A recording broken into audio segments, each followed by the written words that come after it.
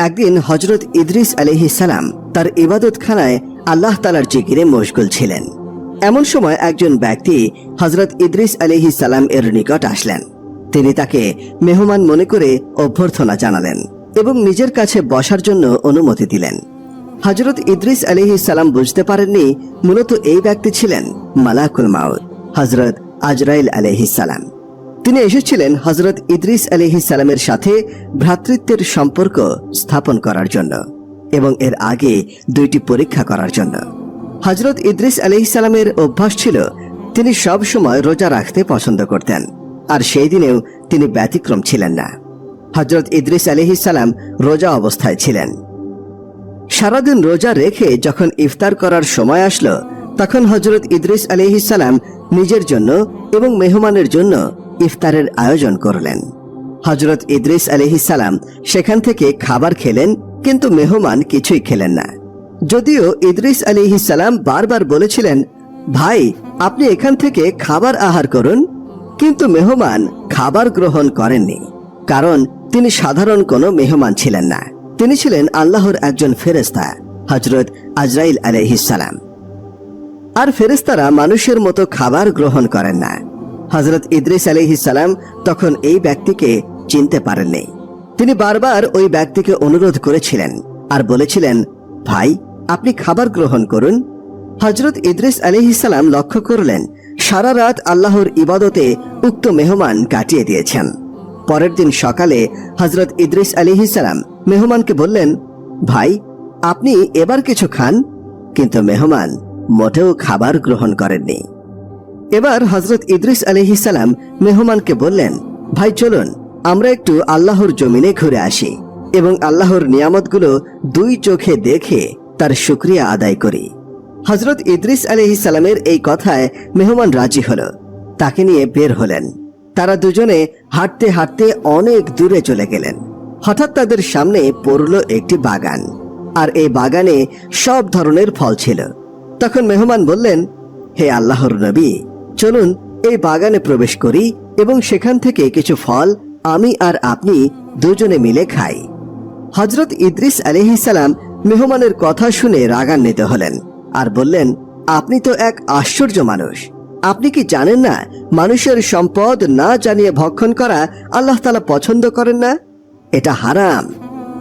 হজরত ইদ্রিস আলাইহিস সালামের কথা শুনে মেহমান কোনো কিছু বললেন না, বরং চুপ করে রইলেন। কেননা এই যে আল্লাহ তাআলার নূরের ফেরেশতা মালাকুল মাউত আজরাইল আলাইহিস সালাম, তিনি তো হজরত ইদ্রিস আলাইহিস সালামকে পরীক্ষা করছিলেন মানুষের সম্পদের প্রতি হজরত ইদ্রিস আলাইহিস সালামের কোনো লোভ আছে কিনা। তারপর তারা দুজনে আবার হাঁটতে শুরু করলেন। হাঁটতে হাঁটতে একটি মাঠে গিয়ে উপস্থিত হলেন। এই মাঠে ছিল অনেক ছাগল, আর এই ছাগলগুলোকে দেখে মেহমান বললেন, হে আল্লাহর নবী, চলুন আমরা এই ছাগলগুলো থেকে একটি ছাগল এনে জবাই করে তার গোশত ভক্ষণ করি।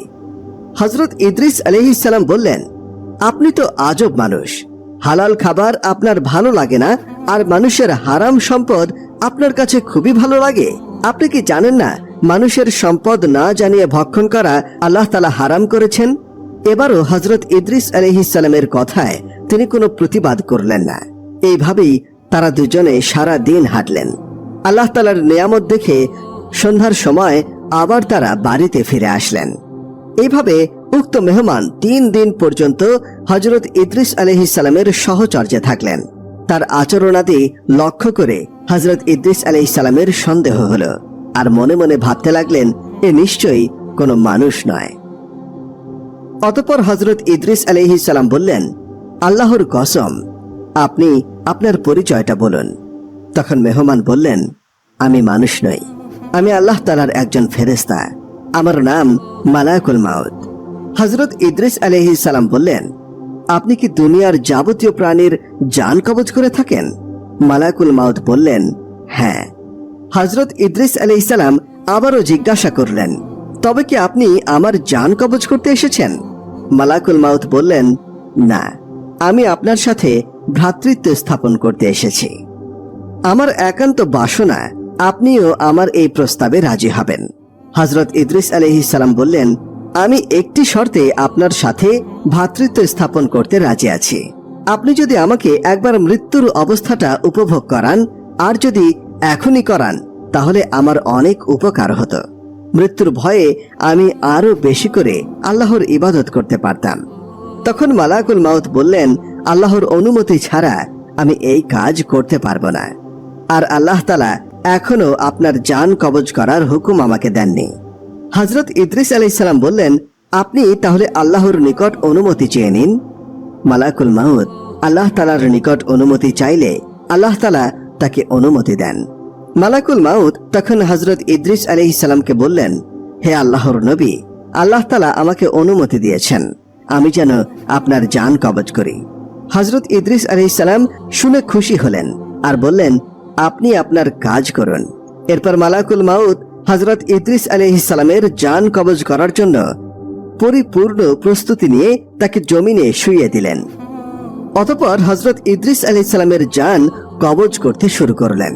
হযরত আজরাইল আলাইহিস সালাম খেয়াল করলেন হযরত ইদ্রিস আলাইহিস সালামের যেন কোনো কষ্ট না হয়, এজন্য তার জান আস্তে আস্তে কবজ করছিলেন। জান কবজ করার পর আল্লাহর হুকুমে হযরত ইদ্রিস আলাইহিস সালামের শরীরে আবার রূহ ফিরিয়ে দেওয়া হয়। পুনরায় হযরত ইদ্রিস আলাইহিস সালাম জীবিত হন। তখন হযরত আজরাইল আলাইহিস সালাম প্রশ্ন করলেন, ভাই ইদ্রিস, মৃত্যুর যন্ত্রণা আপনার কেমন অনুভূত হয়েছে?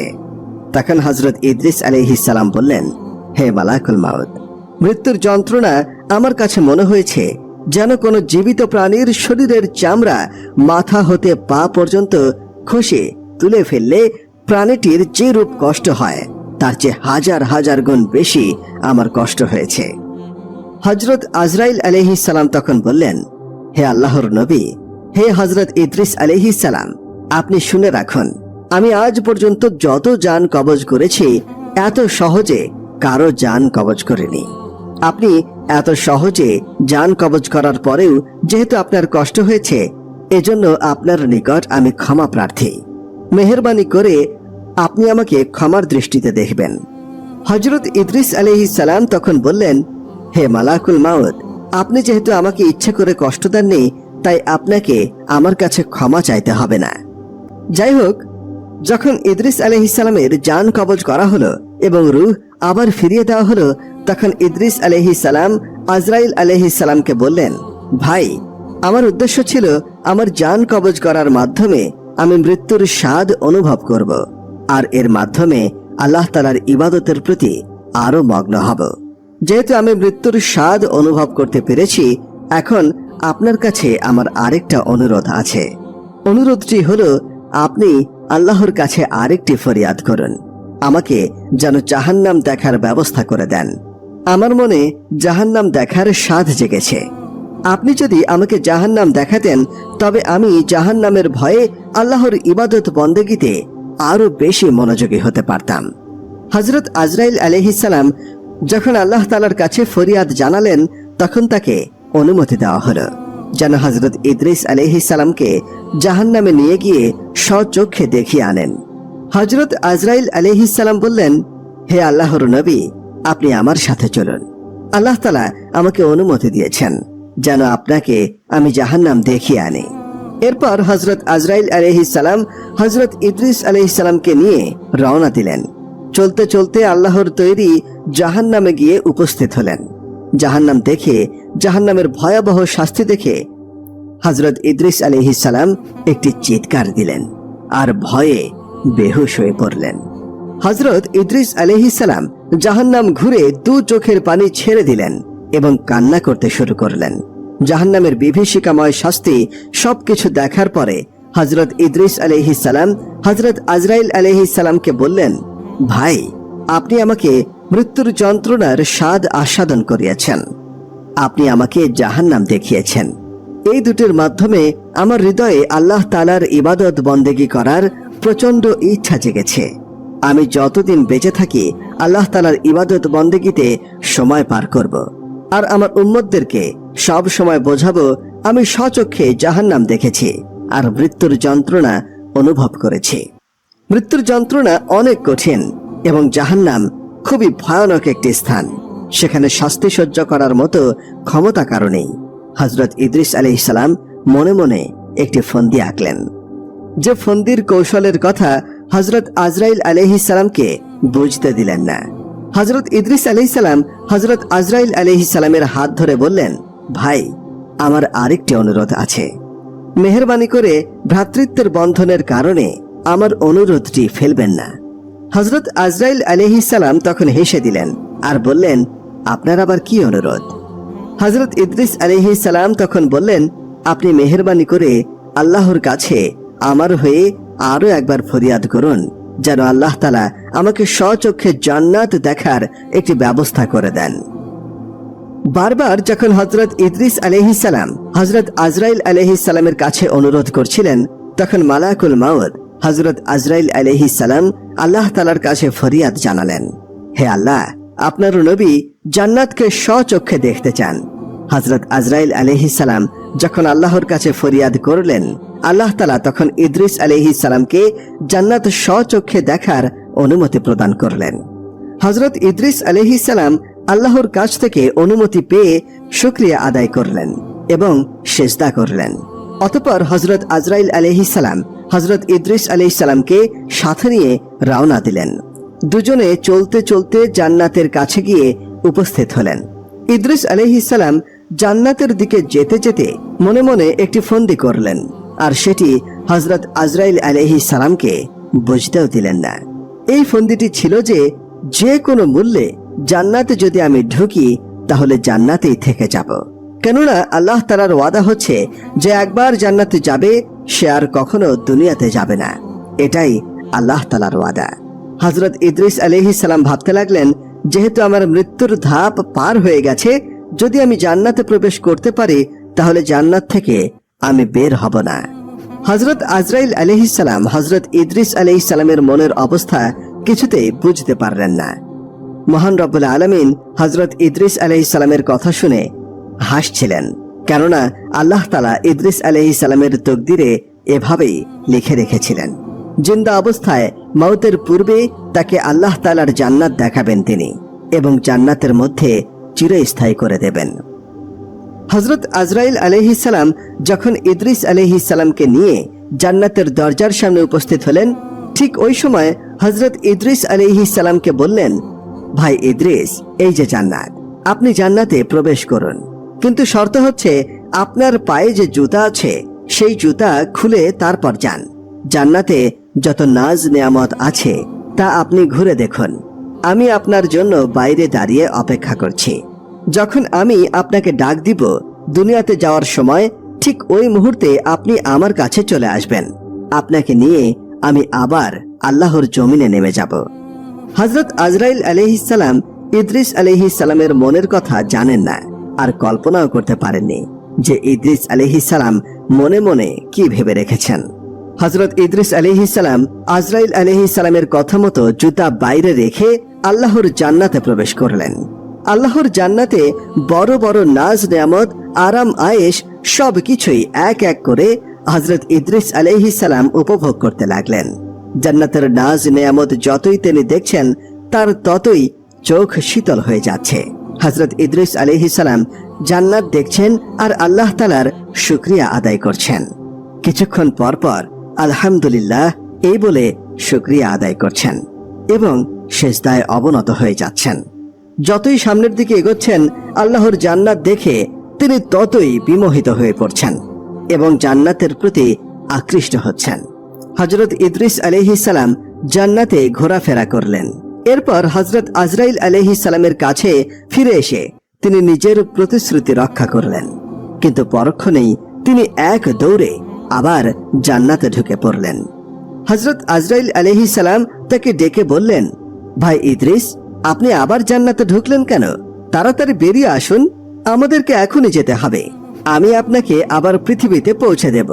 হযরত ইদ্রিস আলাইহিস সালাম জান্নাতের ভিতর থেকে জবাব দিলেন, ভাই আজরাইল, আপনার সাথে আমার শর্ত ছিল আমি যেন আবার ফিরে আসি এবং আমার জুতা যেন আমি বাহিরে রেখে যাই। আমি ওয়াদা মতো জুতা বাইরে রেখে গিয়েছি এবং জান্নাত ঘুরে ঘুরে বাইরে বেরিয়ে এসেছি। তো আপনার সাথে আমার যে ওয়াদা করেছিলাম তা আমি পূর্ণ করেছি। হয়তো আপনি একটি কথা ভুলে গিয়েছেন, আল্লাহ তাআলা ইরশাদ করেছেন, প্রত্যেক প্রাণী একবার মৃত্যুর স্বাদ গ্রহণ করবে এবং একবার দোজখ না দেখে কেউ জান্নাতে যেতে পারবে না। আমি তো একবার মৃত্যুর স্বাদ গ্রহণ করলাম এবং দোজখও দেখলাম, তারপর জান্নাত থেকে বের হয়ে আপনাকে দেওয়া প্রতিশ্রুতিও রক্ষা করলাম। অতএব এখন আমি আর জান্নাত থেকে বের হব না, আপনি আপনার কাজে চলে যেতে পারেন। হযরত ইদ্রিস আলাইহিস সালাম যখন জান্নাত থেকে বের হতে অস্বীকৃতি জানালেন, তখন আজরাইল আলাইহিস সালাম ঘোরাঘুরি করতে লাগলেন। হযরত ইদ্রিস আলাইহিস সালাম নাছর বান্দা, তিনিও যাবেন না বলে ঠিক করলেন। হযরত আজরাইল আলাইহিস সালাম আল্লাহ তাআলার কাছে বললেন, হে আল্লাহ, আপনি বললেন বলেই আমি তাকে দুনিয়া থেকে জান্নাতে নিয়ে এসেছি। সে জান্নাত ঘুরে দেখেছে, কিন্তু এখন সে জান্নাত থেকে যেতে নারাজ। হে আল্লাহ, এখন আপনি বলুন আমি কি করব? তখন আল্লাহ তাআলা হযরত আজরাইল আলাইহিস সালামকে লক্ষ্য করে বললেন, হে আজরাইল, তুমি তোমার কাজে চলে যাও আর ইদ্রিসকে জান্নাতে থাকতে দাও। তার ভাগ্যে আমি এরূপ ঘটনায় লিপিবদ্ধ করেছিলাম। সে জান্নাতে এভাবেই আসবে এবং জান্নাতে থেকে যাবে। অতএব তুমি তোমার কাজে ব্যস্ত হয়ে যাও আর আমার ইদ্রিসকে জান্নাতের নাজ নেয়ামত সহকারে সুন্দরভাবে উপভোগ করার সুযোগ করে দাও। আল্লাহ তাআলার হিকমত যখন আজরাইল আলাইহিস সালাম বুঝতে পারলেন, তখন আজরাইল আলাইহিস সালাম হাসতে হাসতে হযরত ইদ্রিস আলাইহিস সালামকে সালাম দিয়ে বিদায় হয়ে গেলেন। অতঃপর হযরত ইদ্রিস আলাইহিস সালাম মহা সুখে জান্নাতে বসবাস করতে লাগলেন। এই ছিল হযরত ইদ্রিস আলাইহিস সালামের বেহেশতে যাবার ঘটনা। ভিডিওটি ভালো লাগলে একটি লাইক দিবেন এবং সবার সাথে শেয়ার করবেন।